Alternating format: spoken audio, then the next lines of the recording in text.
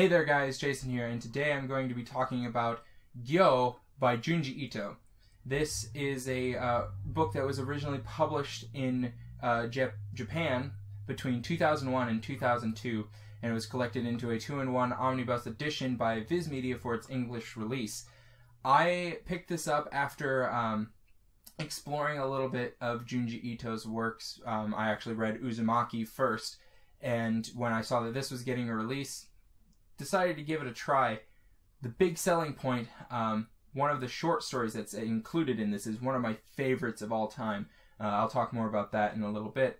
But the premise of this story is that of Kaori and Tadashi, and it tells of their trip to this seaside village where Tadashi's uncle owns a house. While staying in the house, Kaori starts to complain about the smell. She's very sensitive to smell, and she complains of this horrible odor that won't go away.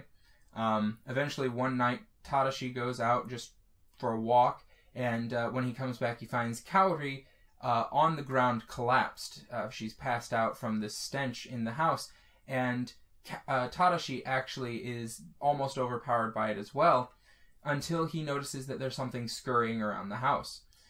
He spends some time hunting it down, and eventually kills what turns out to be a fish that has an apparatus attached to the bottom of it that has legs, allowing it to walk around. That's a little creepy. I absolutely love the idea of this. It's so unique. I mean, I can't think of another horror story that is similar to this in that respect, where some type of mechanism, parasite, something is attaching to fish, killing them, and then walking out of the ocean onto land. Like, that's something that I've never heard of. It's very unique.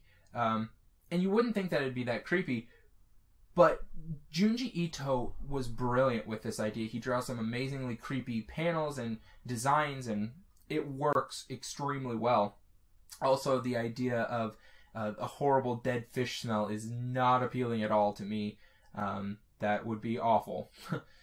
But the best part about this collection for me personally is not just this great story of Gyo, but it also is included with 2 bonus stories that Junji Ito wrote. The first one, it was short, and it was not that good. It was okay. The second one, The Enigma of Amigahara Fault, is brilliant. I loved it, actually. It was honestly the first thing that I read by Junji Ito. A friend of mine introduced me to it, said, hey, I read this creepy thing. I know you like manga. How about you give it a try? I did, and it was great. It was really good. It's what got me interested in Junji Ito. So I think that this book is worth buying just for that short story in and of itself.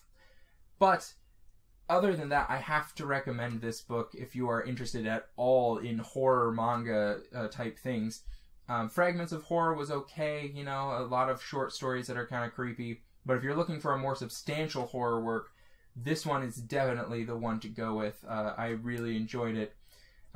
If you guys have any suggestions on horror manga for me to read, leave them in the comments down below. I'd love to check them out. That's all I have for today. Thank you guys for watching, and I'll see you next time.